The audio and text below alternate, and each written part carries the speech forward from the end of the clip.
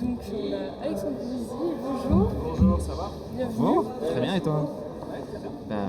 Putain, on est bien, hein. On est bien, on a fait exprès de vous Bien mettre, enfoncé, ouais, c'est bien. C'est pour les confidences. Comme ça, tu donnes Ouais, c'est ça, facilement c'est tes le côté un peu le confidences. divan comme chez Fogiel, là, on est retourné, on dit des choses, c'est ça? Voilà, Ok. c'est Ah ça. oui, voilà, exactement. Mais là, On a on se voit même pas. principe. Ok, on se voit. Donc Alexandre Louisy, merci d'être là. Donc tu es élu municipal dans la commune de Villers-Saint-Paul. Villers-Saint-Paul. Villers, ouais, voilà, je exactement. savais pas comment on le disait. Je suis Ouais, il y a désolée. plein de petits villages en Picardie qui se disent Villers, comme Villers, ça. d'accord. Voilà, exactement. Villers-Saint-Paul, donc depuis Ouais. 2020. Tu as été conseiller régional des Hauts-de-France au groupe Gauche républicaine et écologique, groupe que tu as présidé de 2022 à 2023 avant Exactement. de quitter tes fonctions. Tes fonctions, tu les quittes en 2023 donc pour te consacrer à l'exercice de ton nouveau mandat de sénateur de l'Oise. En 2024, tu es à l'origine de la commission d'enquête parlementaire qui s'appelle Nestlé Waters, Ouais. qui est liée à la contamination de l'eau Perrier, notamment. En parallèle, tu es aussi auteur et enseignant en économie. C'est bien ça. Exactement. Bienvenue donc Alexandre. Merci les amis, merci de Et, votre invitation. si tu devais choisir un pays, une ville ou une région du monde, comme exemple pour 2050, lequel serait-il? Si je vais choisir quoi, pardon, j'ai pas entendu.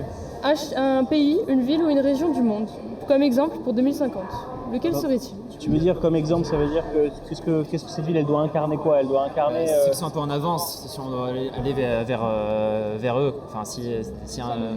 Ah oui, ceux qui sont un peu à l'avant-garde par Ouais. rapport à 2050, qui ont déjà développé des choses, c'est ça que vous voulez Ouais, dire? c'est ça, c'est ça. D'accord. Bah, il y a plein de villes qui ont fait des choses formidables. Dans le monde en 2050, j'espère que tous ceux qui ont commencé, ça c'est un mouvement général dans l'Oise, je vous raconte, parce qu'il y a plein de... Je vous parle de mes petites communes de l'Oise, hein. Je ne vais pas vous C'est citer bien des normal. grandes mégalopoles Non, mais c'est bien mondiales, aussi d'avoir des exemples. Exactement. En fait, il y a une forme d'arrêt qui est en train de se mettre en place du recours aux grosses centrales de type Sodexo, etc. Donc les villes dans l'Oise, dans l'avenir, il y aura des petites cuisines centrales un petit peu sur tous les territoires et les pôles de vie qui feront une nourriture locale, bio, parce qu'on saura sortir un certain nombre de pesticides et de qualité en 2050. Donc ça, je pense qu'une des premières choses, c'est l'alimentation locale pour les communes. C'est quelque chose qui est extrêmement important et extrêmement soigné dans le monde en 2050. Qu'est-ce qu'il y a pour avoir d'autre? Moi, je trouve qu'il y a des communes qui sont très en avance sur les questions d'éduc, qui ne laissent jamais tomber les enfants, qui font de l'aide aux devoirs renforcée pour ceux qui sont plus en difficulté, donc qui misent tout sur l'éducation, qui en font le premier budget quoi qu'il arrive, etc. Ça pour moi, c'est des villes d'avenir. Qu'est-ce que je peux vous raconter d'autre sur qu'est-ce qui peut se tramer dans les villes? Et puis il y a des villes qui aussi, alors c'est un peu moins sexy, un peu moins glamour, mais sur le tri des déchets, sur tout ce qu'on produit, font un énorme boulot pour à la fois éviter les déchets, et puis à la fois pour avoir un traitement extrêmement efficace, extrêmement puissant de tout ça, pour que la ville soit belle, pour que la ville soit propre, parce que l'œil humain, il a besoin de beauté autour de lui pour se sentir bien, pour se sentir à l'aise. C'est ça comme ça que je vois en tout cas la ville en 2050, c'est une ville belle. Voilà. Ah, ok, une ville belle, attends. Ça... Je note parce que c'est important quand même. On vit bien. La beauté, Ouais. c'est fondamental. C'est ce qui repose l'œil. On rentre de vacances pour certains. Si on pose son regard sur la mer, on est bien, non? Enfin, voilà. Donc il faut des belles choses. C'est notre deuxième séquence qui est ce qui pourrait arriver. Donc on va te donner 5 événements qui pourraient arriver en 2050. Et toi tu vas nous... stylo, tu vas nous dire, tu vas choisir un ou deux qui te paraissent intéressants, soit parce que tu veux absolument qu'ils arrivent, soit le contraire parce que tu trouves que c'est pas du tout souhaitable. Donc on a plus aucune publicité dans la rue, murs, bus, panneaux, il y a tout qui disparaît. Les communs ont remplacé la plupart de la propriété privée. Les hôpitaux remboursent aussi les massages et la méditation. Les études supérieures sont nationalisées et gratuites. Et le dernier, c'est que tous les besoins essentiels sont sortis du secteur lucratif. D'accord. Bon, alors peut-être que pour commencer, moi, ce qui me parle et ce qui est le plus important pour moi, c'est que globalement, qu'est-ce que c'est qu'un socialiste? C'est quelqu'un qui dit qu'il faut mettre en commun ce qui est essentiel et ne pas le mettre à des mécanismes de marché. Donc quand vous dites tous les besoins essentiels sont sortis du secteur lucratif, pour moi c'est le cœur. C'est-à-dire qu'en fait le cœur du socialisme, c'est de dire qu'est-ce qu'on se donne de minimal entre nous, de partager, qu'on met hors marché. Donc on s'est dit qu'on mettait hors marché la santé, même s'il y a une bataille pour aujourd'hui la reprivatiser de certains. Je pense qu'avec ce qui est en train de se passer, et maintenant, depuis cette enquête Nestlé Water, je suis aussi beaucoup plus sensible sur les questions d'eau, donc sur tout ce qui peuvent être les communs essentiels. Il va falloir les sortir du secteur lucratif parce qu'il va falloir les protéger dans un monde où tout ça rétroagit ensemble. C'est-à-dire que la santé, lorsque l'eau est polluée, vous avez vu l'augmentation des cancers pédiatriques ou chez les jeunes adultes, intestinaux, liés à des formes d'empoisonnement de notre alimentation et ça. Donc l'idée de mettre hors marché tout ce qui est essentiel, tout ce qui est le socle commun de la vie en société, ça pour moi c'est extrêmement important. Et puis moi j'ai un truc sur la publicité, ça me plaît beaucoup, parce que je crois que la manière dont on construit un consommateur, elle est fondamentale. Et vous avez parlé que de la rue, mais il y a aussi toute une réflexion à avoir sur la manière dont on est exposé, ou dont l'œil humain est exposé tous les jours à la publicité sur les réseaux sociaux, etc. Donc là, il y a quand même tout un sujet sur c'est quoi une publicité. C'est une espèce de stimuli infrarationnel qu'on te projette, que tu es obligé de regarder. Je me souviens à une époque, c'est Ruffin qui avait fait un truc qui m'avait parlé, je ne sais pas si vous vous souvenez, parce qu'on en voit un peu moins qu'avant. À une époque, dans les toilettes, ils vous pourchassaient avec des écrans devant les pissotières où vous aviez de la publicité. Je ne sais pas si vous vous souvenez de ce moment-là. C'était une entreprise qui avait lancé ça sur Paris. Vous alliez aux toilettes et vous aviez de la publicité. Et c'est tellement commun qu'on ne s'en rend pas compte. Aujourd'hui, il n'y a pas des écrans, mais même quand vous allez dans les toilettes, dans une station d'autoroute, ça, vous avez de la publicité. Donc en fait, jusque dans votre recoin les plus intimes, on vous pourchasse avec la question de la publicité et de la consommation. Donc moi, ça c'est 2 sur les 5. Après, les hôpitaux sur les massages et les médecins, c'est sympa, mais on est quand même tellement loin du ballon à l'hôpital que franchement, ce serait totalement irresponsable. Je pense qu'on a d'autres choses à faire à l'hôpital. Là, dans l'urgence, déjà, on a un gouvernement qui veut s'attaquer aux affections de longue durée. Si déjà on arrive à préserver l'essentiel à l'hôpital et le remettre à niveau sur ce qui est de l'ordre du vital, ensuite on s'occupera du sympathique. Mais d'abord le vital et ensuite le sympathique. Ok. Et tu disais que la publicité, du coup, faut la limiter. Mais est-ce qu'il y a des choses dont il faut faire la pub quand même? On doit continuer à faire de la pub pour certains. Est-ce que toutes les formes de pub doivent être supprimées selon toi, ou il y avait certaines Qu'est-ce qu'on appelle la publicité? La publicité, c'est l'exposition des. C'est pas pareil de dire une campagne de prévention, c'est pas pareil de dire donner des informations sur des objets. Mais le truc Danone, nanana, enfin vous voyez, le truc qui sert juste des stimulations extrêmement primaires qui fait que vous, quand vous entendez une musique, en fait, vous l'associez à une publicité qui fait que tout votre environnement mental est contaminé par cette question. Pour moi, c'est quand même une forme c'est une forme de chose qui est assez oppressante. Donc, informer les gens, trouver d'autres manières d'informer, mais le truc brutal, obligatoire qu'est la publicité, c'est quand même particulier et je trouve que c'est quelque chose à combattre. Merci pour ces réponses. On va passer à la séquence du musée du passé. Okay. Donc dans un musée de 2050, dans une société où le néolibéralisme serait du passé, quels seraient, selon toi, 3 objets, 3 symboles ou pratiques du monde actuel que l'on exposerait comme traces de l'ancien régime néolibéral? Je pense qu'il y a plusieurs... Je mettrais bien, vous savez, une petite box d'envoi Amazon. Ok, ouais. Parce qu'en fait, je trouve vraiment un des trucs que je trouve le plus fou dans la période, c'est... moi, je vois beaucoup de gens autour de moi qui vraiment commandent en 3 tailles, en renvoient 2, en se disant, de toute manière... tu connais des gens qui font ça? Ouais, je connais des gens qui font ça, ouais. Ils n'ont pas le temps, ils ont un doute. Okay. Ensuite, ils renvoient les 2. On se sent... c'est facile, quoi. Ouais, c'est facile, c'est pas compliqué à faire, en fait. C'est un truc simple. Après, il y a le remboursement, etc. Donc, tout ça, tous ces allers-retours des biens marchands dans un monde qui est en train d'être une étude, et on dit aux gens, regardez, vous voyez, en fait, à cette époque-là, les types étaient en train de crever de chaud, et en même temps, ils se renvoyaient des ballons 3 fois d'affilée, et les gens prenaient les trucs en 3 tailles pour repartir chez eux. Je pense que c'est ce genre de pièces à conviction qui témoigneront d'un peu de ce qu'il y a de folie dans notre époque. Je pense que c'est ce type d'objet qu'on pourrait trouver dans le musée du passé. Qu'est-ce qu'on pourrait trouver dans le musée du passé sinon d'un petit peu intéressant? Vous avez quoi comme idée? Qu'est-ce qu'on pourrait trouver là-dedans? Eh ben, il y a Victor tout à l'heure, je sais qu'il n'est pas là, mais il aurait peut-être aimé avoir la réponse. Mais il se disait le nucléaire. Il Est-ce que le nucléaire, pour toi, ça va faire partie du musée du passé? Je pense qu'on n'est pas prêt de sortir complètement du nucléaire. Moi, je dis parce que, si vous voulez, en 2050, on est d'accord? Oui, en 2050. Oui, Ouais. après, dans un monde idéal où le néolibéralisme n'existerait plus. Ouais, mais je suis pas sûr que le nucléaire ce soit que du néolibéralisme, parce que je pense qu'on a besoin d'électricité en 2050. Et la question de la multiplication de nos usages, on veut les sortir du carbone d'abord. En tout cas, moi, c'est ma priorité absolue, maximale, etc. Donc le nucléaire en 2050, au rythme où vont les choses, je pense qu'on aura encore besoin d'un peu de nucléaire, parce que même sur un certain nombre d'applications industrielles, on a besoin d'une énergie extrêmement stable que le nucléaire peut apporter, etc. Donc je crois qu'on n'est pas prêt de sortir du nucléaire, en fait.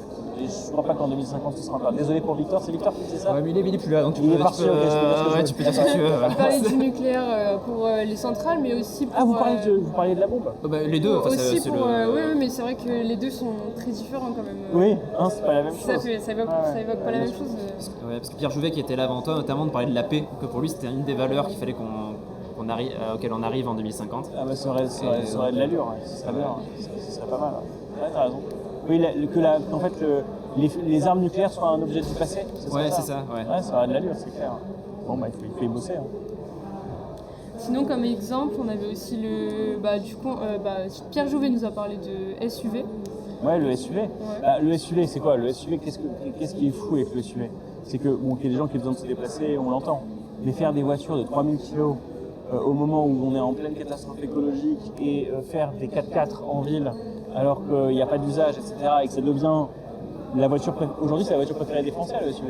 Oui, malheureusement. Mais on revient à la pub, mais c'est la pub qui a imposé ça. C'est la pub. Il y a une matraquage publicitaire. Ouais, puis aussi le fait que les gens, ils attachent à la question du confort. Enfin, aussi, il y a aussi la responsabilité de chacun. Je pense qu'il y a aussi un truc, les gens, ils attachent au confort individuel une telle prime qu'ils se disent, voilà, il y a les gros amortisseurs, etc.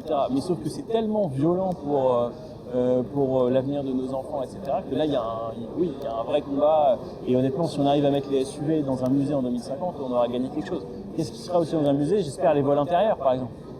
Moi, j'ai encore vu, là, j'ai quelqu'un qui me racontait, pendant les vacances, là, l'été, Biarritz-Nice, sans rire. Est-ce que c'est possible de faire un truc pareil, quoi? Enfin, c'est des trucs qui, à mon avis, en 2050, il faut que ce soit totalement disparu, ce genre de choses. Pour ça, il faut investir dans le train, parce qu'aujourd'hui, faire Biarritz-Nice en train, c'est le parcours du combattant. Non, mais tu peux au moins le faire en bagnole. Oui, c'est vrai que t'as la bagnole, c'est vrai. Attends, entre la bagnole et l'avion, quand même, ton bilan, il est quand même très différent, quoi. Covoiturage. Le minimum, c'est quand même ça. Enfin, sur des trucs qui sont accessibles en bagnole. Oui, en covoiturage même, c'est encore mieux. En covoiturage, bien sûr. Ça se trouve en plus. Ouais, je pense même. Mais donc voilà, je pense que dans le monde à venir, les gens ils disent, mais quand même, les vols intérieurs en pleine crise climatique, qu'est-ce que c'était que ça, quoi? Ouais. Quel délire. Quel délire, exactement, quel délire. Enfin, ils avaient un problème de conscience, quoi. Donc c'est en effet, je pense que ce qu'il y a dans le musée du passé, c'est toutes les choses qu'une rationalité supérieure trouverait naturelle de faire et qu'on ne fait pas en fait aussi. Et qu'on n'a pas réussi parce que l'habitude nous surclasse, parce que notre goût immodéré pour le présent et l'accélération prime sur le reste. Et puis peut-être aussi une forme de déni sur ce qui est en train de nous arriver, quoi, collectivement. Donc ça, je pense que c'est dans le 2050, il y aura ça aussi, il y aura des billets d'avion intérieurs. Voilà. J'ai hâte que ça arrive, en tout cas. C'est pas mal. Alors, la prochaine séquence, c'est est-ce vraiment le futur? C'est-à-dire qu'on va te donner 3 propositions. Et tu vas devoir nous dire si c'est déjà arrivé ou pas. Selon toi. Ouais, selon toi. D'accord. Voilà. Okay. Et donc la première, je vais te dire tout d'un coup, comme ça te permet d'appréhender. Puis, donc la première, c'est un pays a mis en place un impôt spécifique sur les milliardaires lié à leur empreinte carbone. Okay. Le deuxième, c'est qu'une nation a instauré la gratuité totale de l'eau et de l'électricité pour les besoins vitaux. Et le troisième, c'est un pays a instauré la gratuité totale des transports en commun. Ok, bon, je le fais dans le sens où, pour moi, c'est le plus évident, ok? Vas-y. Pour moi, une nation a instauré la gratuité totale de l'eau, de l'électricité pour les besoins vitaux, j'y crois pas. Est-ce que c'est une bonne réponse ou est-ce que c'est une mauvaise réponse? Non, Ah non, parce que je me poses des questions, t'as pas la réponse? Ok, d'accord. Parce que dans mes diapos, je l'ai fait dans l'ordre, c'est pour ça. Ah oui, d'accord, mais t'as pas la réponse? Si, j'ai la réponse. Non, mais c'est faux. T'as raison, c'est faux. Parce que il y a que certaines villes qui l'ont fait pour les mètres cubes d'eau. Là, voilà, il y a exactement. certaines villes qui l'ont fait. Métropole de Ouais, il y a Lyon, il y a, je crois que Montpellier l'a fait, je crois. Il y a des villes de gauche en fait finalement. Oui, C'est- Voilà. ouais. finalement. Ensuite, un pays a instauré la gratuité totale des transports en commun. Un pays, je sais pas, des villes, j'en suis sûr, puisque j'en connais. Il y a Dunkerque dans ma région qui a fait ça sur le littoral dans le nord. Il y a Montpellier, évidemment, Montpellier encore. avec Mickaël Delafosse qui a fait ça.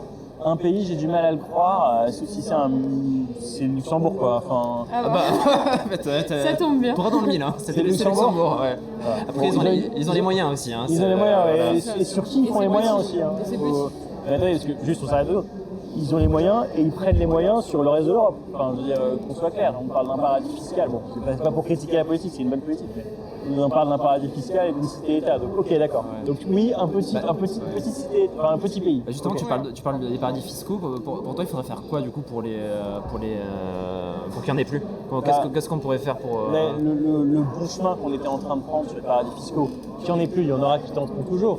Mais le chemin qu'on était en train de prendre sur la taxe universelle, je ne sais pas si vous avez vu que Trump a mis en échec cet été. Ouais. On s'était mis d'accord dans un format de tous les grands pays pour dire lorsqu'une entreprise est taxée à moins d'un tel niveau, parce qu'elle met en place des mécanismes d'optimisation fiscale, sous les 15%, le pays est capable de la retaxer pour atteindre ce niveau de taxation minimale.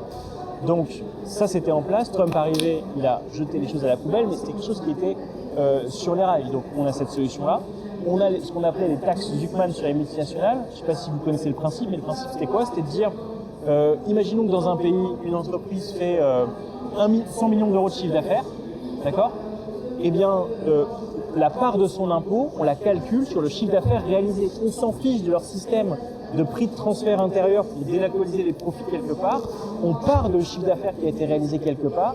On prend le bénéfice mondial. Et si tu as fait 10% de tes profits en France, eh ben 10% de ton bénéfice mondial, tu vas payer l'impôt en France. Donc c'est des modalités pour échapper. Que font les multinationales?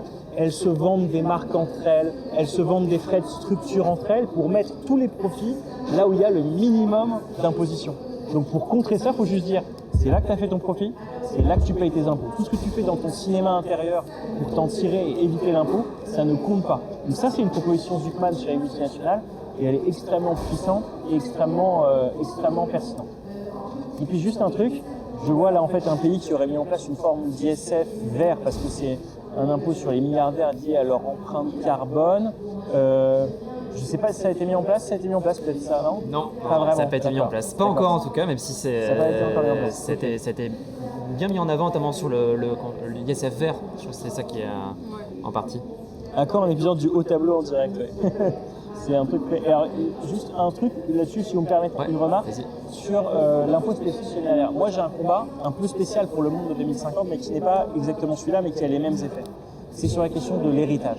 On ne parle jamais de la taxation de l'héritage. Or, l'héritage, c'est le plus grand mécanisme de reproduction de la société et de reproduction des inégalités sociales qui existent dans le monde.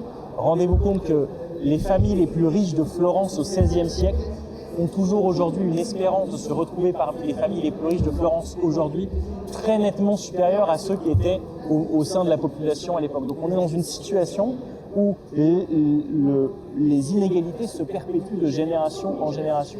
Vous avez aujourd'hui des tonnes de Français qui héritent de rien du tout, 3 fois rien, et vous avez des gens qui réussissent à faire passer des montagnes, des milliards d'euros d'une génération à l'autre, d'une main en main, de génération en génération. Juste pour vous donner un ordre d'idée, dans les 15 ans, avec le départ des baby boomers, je veux dire certains vont partir, vous voyez ce que je veux dire, quoi. Vous avez 9 000 milliards d'euros qui vont passer de main en main. Aujourd'hui, l'impôt sur ces flux de succession, vous savez de combien il est? Vous avez une idée ou pas? Je sais pas, il doit être de 10% même pas, non? 10%? Ouais. Moins. Il est 5%. Ouais, 5, ouais. Si on passe à 10% du flux successoral, ce que les gens ont en tête, c'est que l'impôt de succession, il est énorme, il est à 45%. Si on passe de 5% du flux successoral à 10% taxé, 10% seulement, on peut payer toute la transition écologique. Tout ce qui est demandé par la Commission aujourd'hui pour atteindre l'objectif de la transition, il peut être atteint en passant de 5 à 10% la taxation. Donc moi, il y a aussi un truc sur la question de la fiscalité, des successions qui se joue et qui est important, d'autant que la fiscalité des successions, c'est l'injustice par excellence, parce que c'est le dernier endroit où la naissance prime. On a aboli la naissance dans l'ordre politique, c'est plus le roi qui gouverne. On a aboli la naissance dans les métiers.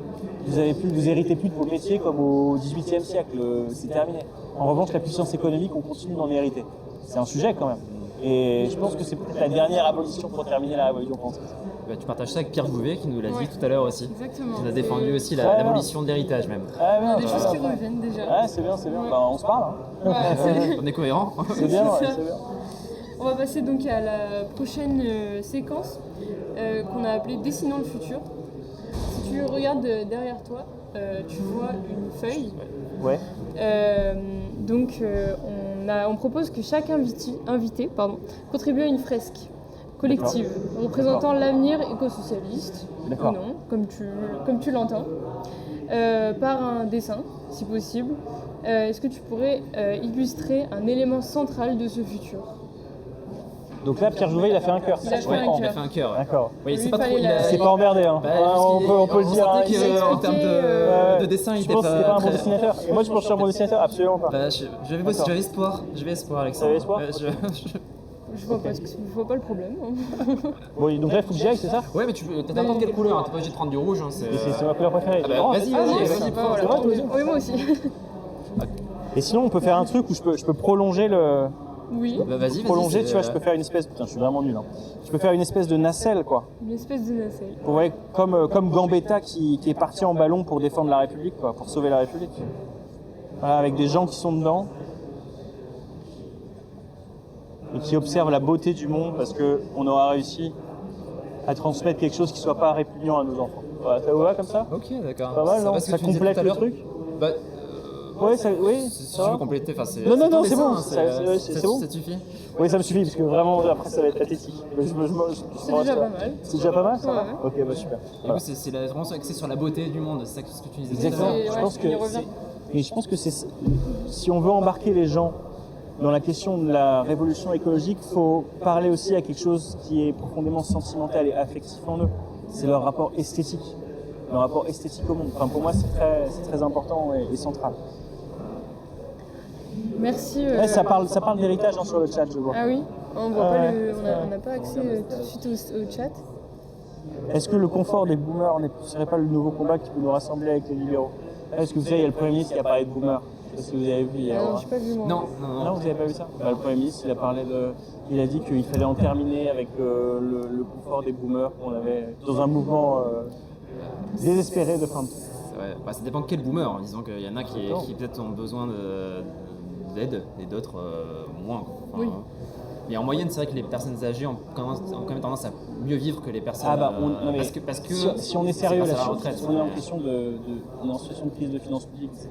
Si on est sérieux 2 minutes, aujourd'hui on a quand même un sujet sur les retraités aisés.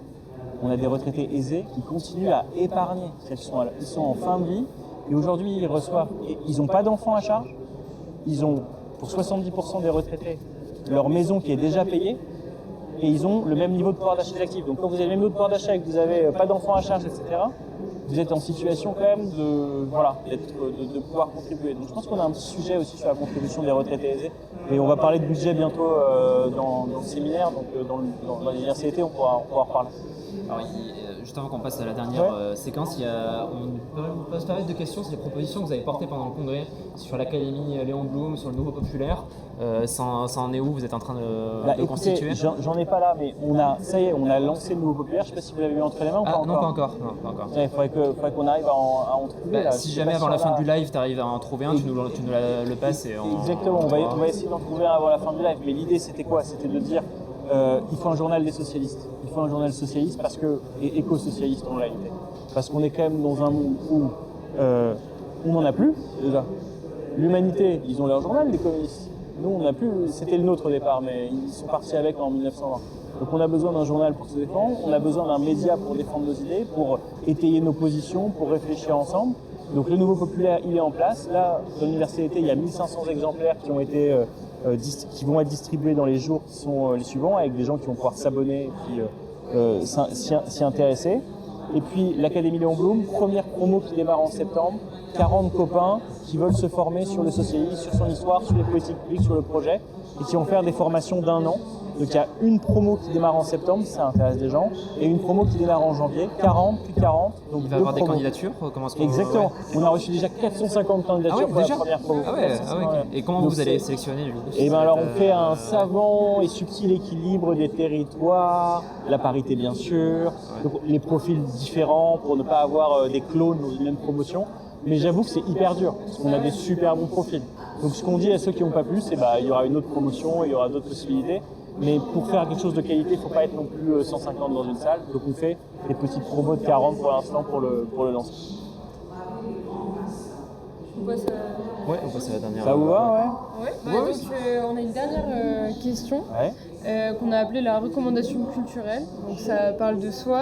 Si tu avais un livre, un film, une chanson, une œuvre d'art, une BD, un podcast qui nourrit ta vision de l'avenir, qu'est-ce que tu citerais?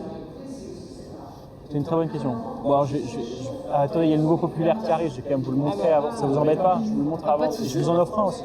Hop là, tiens, merci Ben. Merci. Voilà, donc vous voyez, bon, on a fait ça. On a fait un petit journal. Alors, il est sympa, Ouais, non ouais, Ouais, c'est très sympa. un... Nous, c'est un mensuel. Alors, il y en aura 6 par an. En version papier, il y en aura 6 par an. Et il y aura surtout un média numérique avec plein de live. D'ailleurs, peut-être que vous pourrez tenir des émissions chez nous, des amis. Ah bah, avec plaisir. Hein Nous, on est Ça s'organise, ça, il faut qu'on le fasse. Hein. Voilà, il faut que vous ayez un rôle dans tout ça. Bon, en tout cas, si vous voulez, vous êtes les bienvenus et on fera des choses ensemble. Qu'est-ce que je peux recommander? Pour filer un peu ce que je vous ai dit sur la société d'héritiers, la place de l'héritage, il y a un bouquin absolument somptueux de Mélanie Ploulier qui s'appelle vous prenez des notes, ça fait plaisir. Oui, Parce qu'après, il y a Ernestine qui est juste à côté, qui D'accord. va venir avec nous et qui va commenter ce que tu as dit. D'accord. Prendre des notes pour Et moi, je pourrais l'écouter, commenter ou comment? Ou je peux, Bah, tu Ah peux ouais, écouter si tu après veux comment. rester, ouais. ouais, je pourrais pas revenir. quoi. Non, tu pourras pas revenir par contre. C'est la... Ouais. Ça s'appelle L'injustice en héritage.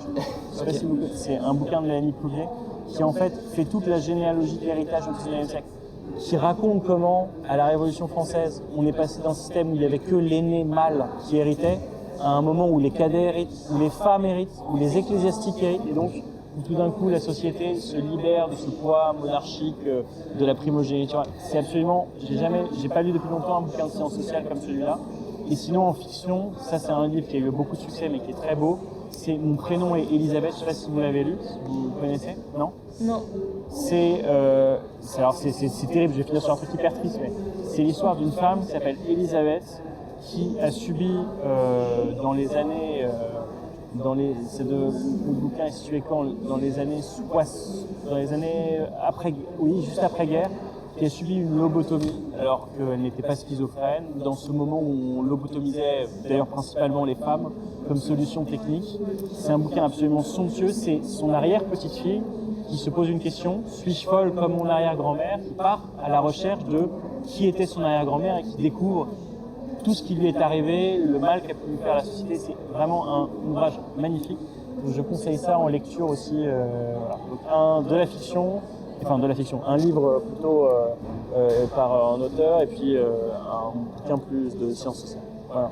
C'est marrant parce que du coup, tu nous cites deux ouvrages qui parlent du passé, mais qui alimentent quand même ta vision pour le futur. Exactement. Donc c'est Ouais, beau, c'est intéressant. Dans le chat, là, ça parle quand même beaucoup de la retraite. Voilà, c'est sur le fait que plus on allonge la retraite, peut-être moins on aura de problèmes pour les financer parce que les personnes âgées vont mourir plus jeunes. J'ai l'impression que ça parlait de ça. Ça disait quoi ça? Malheureusement. Ça disait quoi? Oui, donc ça disait qu'il fallait. Que finalement, grâce aux libéraux, on va peut-être avoir, les retraités vont vivre moins longtemps. D'accord. Nous, on propose, là, ce qu'on dit, c'est une autre solution. C'est-à-dire, on passe par les retraités aisés pour pouvoir assurer à ceux qui ont commencé et qui ont passé leur vie au bout d'un marteau-piqueur qu'ils puissent partir plus tôt. C'est plutôt ça l'idée. C'est peut-être un peu plus. Hein, vous nous écoutez là-dedans, c'est plutôt ça notre idée, nous, du côté des éco-socialistes. Voilà, c'est que Ils nous écoutent normalement. Ok, bah très bien. Bon, bah merci beaucoup, les amis. Bah merci à toi. C'était un plaisir de venir vous voir. Puis tu es bienvenu sur la chaîne C'est vrai quand tu veux. Puis si on participe pour participer au Au nouveau populaire, vous êtes prêts, ouais. Ouais, aux nouveaux médias pour faire un live comme ça avec Juliette. Et ben, rendez-vous pris, hein. Ok, on en fait au moins. Hein. Bah, quand tu veux. Et ben, super. Bon, bah merci beaucoup. Merci à Merci à toi. À bientôt. Salut. À bientôt. Au revoir.